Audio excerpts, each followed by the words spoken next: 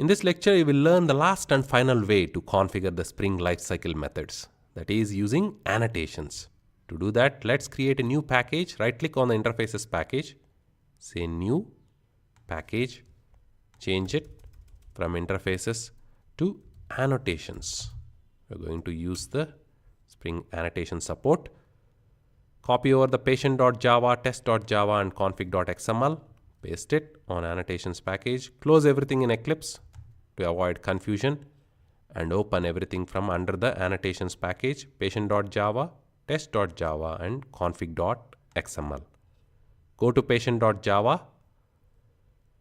Patient will not implement the Spring interfaces anymore. Do a Ctrl+Shift+O to organize the imports. Delete the after property set and destroy methods. Do a Ctrl+Shift+F. We are going to use the hi and bye methods, but this time instead of configuring it in the config.xml using init and destroy attributes, here we use annotations. Right above the hi method, we'll use a post construct from javax.annotation. This will mark the hi method as the init method. So this method should be public void hi without any parameters. The name of the method could be anything. Similarly, the destroy method should be marked with pre-destroy. Before the object is destroyed, this bye method should be invoked.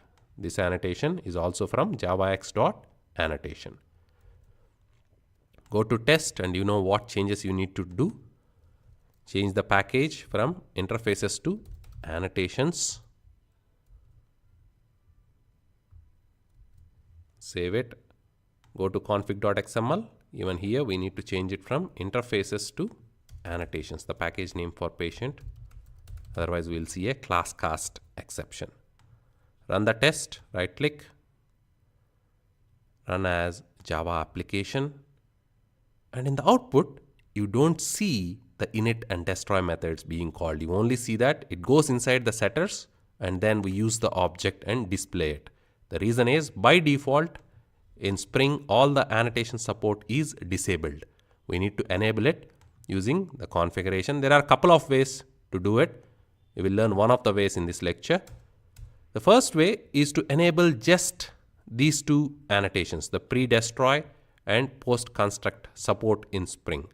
The second way is to enable support for all the annotations. So first you are going to learn how to enable the support for just the post-construct and pre-destroy annotations for the lifecycle methods. We do that by defining a bean element class is equal to common annotation bean post processor. So to get it, go to your test class and start typing in common annotation control space. It's common annotation bean post processor. Select that and Spring will import the whole class for you. Copy that from the import including the package. Go to the config.xml and define a bean with that class. Bean class is equal to, within double quotes, paste that entire thing. No need to give it a name. Close the bean tag and that's it. Once you create an instance of it, automatically Spring will enable the support for lifecycle annotations, the post construct and pre-destroy. Again, the name of that bean is common annotation bean post processor. Come back to test, get rid of this, we don't need it. Do a Ctrl+Shift+O to remove the unwanted imports. Rerun the test again. And this time you will see that it goes inside the hi method as well as inside the bye method. So in this lecture you have learned that you can use the post construct and pre-destroy annotations to configure init and destroy methods, and to enable annotation support for just these two annotations you need to create a Spring bean called common annotation bean post processor from the Spring framework.